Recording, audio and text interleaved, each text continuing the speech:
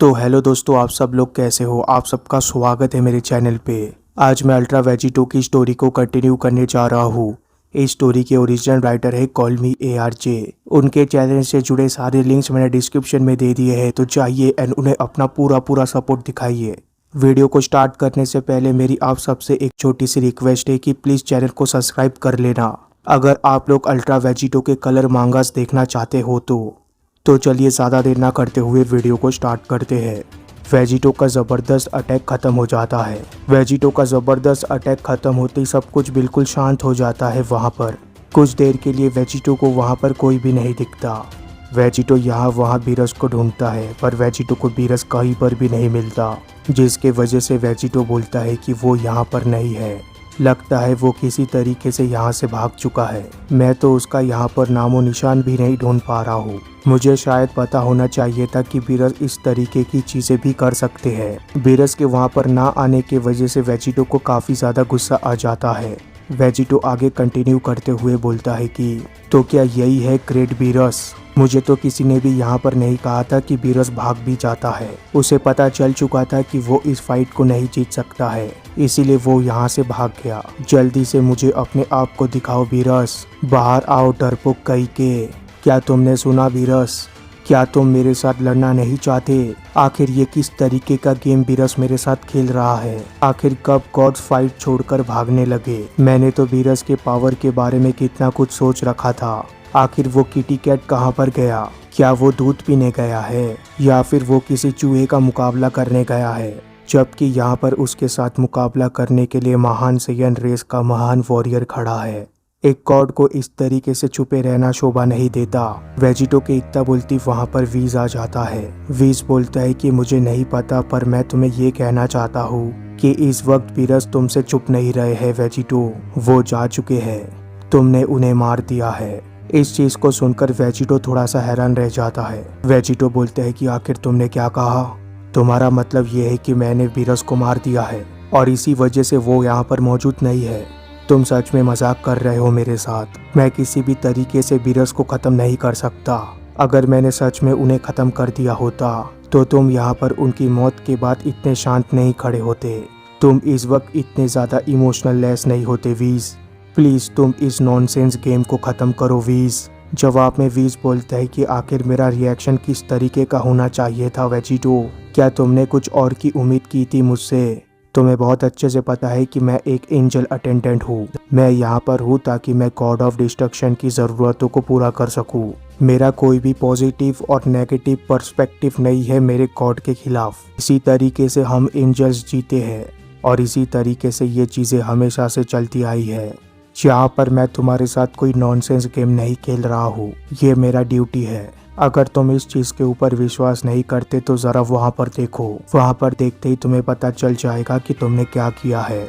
वीज के इतना बोलते वेजिटो एकदम से वीज के बताए हुए डायरेक्शन में देखने लग जाता है। वेजिटो देखता है कि वहाँ पर बीरस का कटा हुआ हाथ पड़ा हुआ होता है, जिसे देखकर वेजिटो पूरी तरीके से शॉक्ड हो जाता है।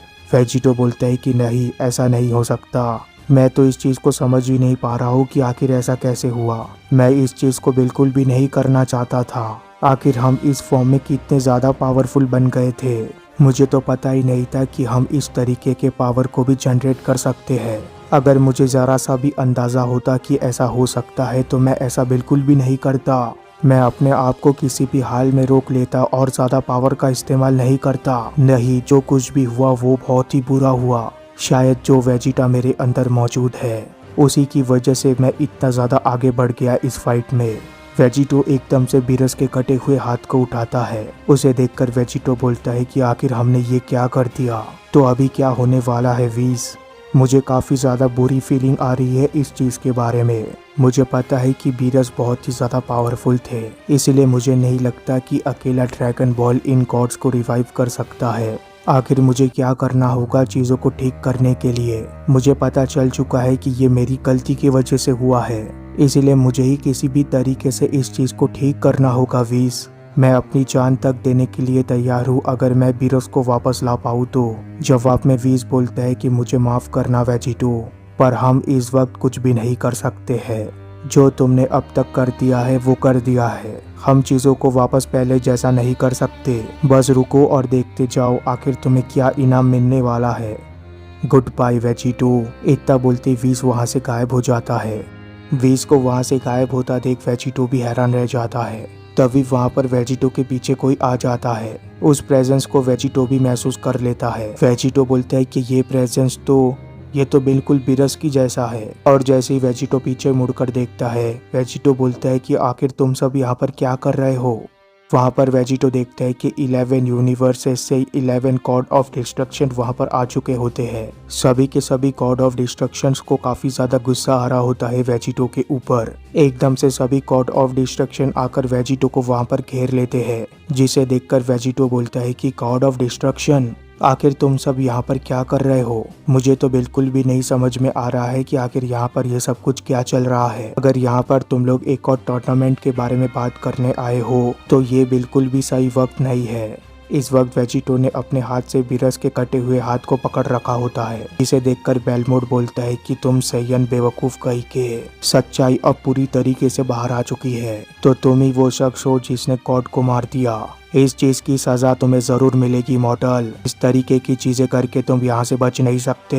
हम इस तरीके से एक गॉड को मरते हुए नहीं देख सकते। तुम्हें हर एक चीज की कीमत चुकानी होगी। क्या तुमने सुना मॉडल। बेलमोड का ये सेंटेंस खत्म होते ही हम चांपा को देखते हैं।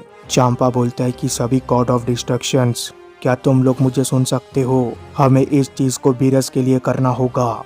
ये बेवकूफ सैयन यहाँ से बचना नहीं चाहिए। हमें एक साथ मिलकर काम करना होगा ताकि हम यहाँ पर जस्टिस कर सके। जो कोई भी गॉड ऑफ डिस्ट्रक्शन का मर्डर करता है वो इस तरीके से यहाँ पर बचकर नहीं जा सकता।